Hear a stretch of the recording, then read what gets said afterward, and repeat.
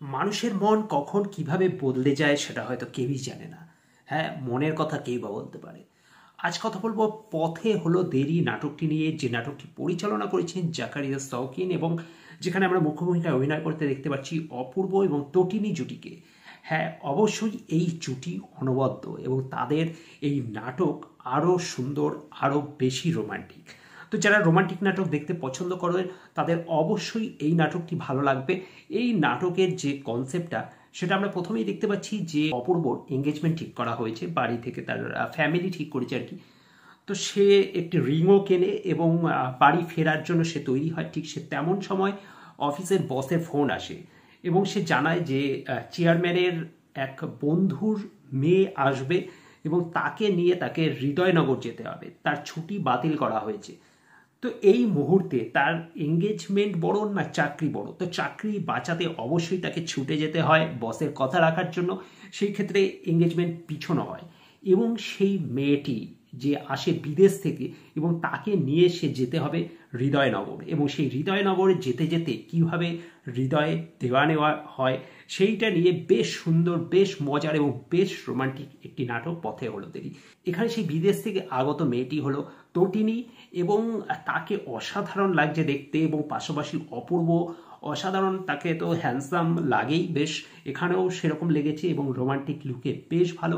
কিছু কিছু মুহূর্ত আছে যেগুলো তাদের এক্সপ্রেশন বলো বা তাদের ডায়লগ ডেলিভারি যেগুলো মন ছুঁয়ে যাওয়ার মতো। পাশাপাশি এই নাটকে যে গানের ব্যবহারগুলো হয়েছে সেই গানগুলো বেশ সুন্দর একটা ফিল দেয়, এগুলো অবশ্যই পরিস্থিতি অনুযায়ী সেই গানগুলো আমাদের মন জিতে নেয়। অ্যাডভেঞ্চার প্রিয় জমজমাটি একদম আনন্দে থাকা মেয়েটি হঠাৎ করে কিভাবে নীরবে চুপচাপ হয়ে যায় এবং তার পাশাপাশি অপূর্বরও মনে তার প্রতি যে ফিলিংসটা সেই জায়গাগুলো, এবং তারপর যখন দুজনের আলাদা হওয়া, তারপর ধীরে ধীরে তাদের যে ভাবনাগুলো একই হয়ে মিলেমিশে যায় সমুদ্রের জলের মধ্যে, তো সেই জায়গাগুলো দেখতে বেশ ভালো লাগে। তো বেশ ইন্টারেস্টিং একটি নাটক। এখানে হ্যাঁ, কিছু জিনিস অবশ্যই আমার মনে হয়েছে যে ওই জোর করে মেলানো, যে অফিসে ছুটি অ্যাপ্লাই করার পরও ছুটি না পাওয়া, হঠাৎ করে জাস্ট চেয়ারম্যানের মেয়ে আসছে বলে তাকে পাঠিয়ে দেওয়া, তার সাথে একটা বেস্ট এমপ্লয়কে, এগুলো হয়তো বাস্তবে সম্ভব না, কিন্তু গল্পের সাথে এগুলোকে মেনে নেওয়া যায়, নাহলে এই মজাটা বা এই ব্যাপারটাই জমতো না আর কি। তো যাই হোক, এটাও একটা ডিউটি হয়ে যায়, সেটা বাস্তব হোক কি অবাস্তব সেটা বড় কথা নয়। বড় কথা হচ্ছে যে পুরো জার্নিটা আমরা যেটা অনুভব করি এবং সেখানে আস্তে আস্তে যে একে অপরের প্রতি যে ভালোবাসাটা সেইটা অবশ্যই দেখার মতো।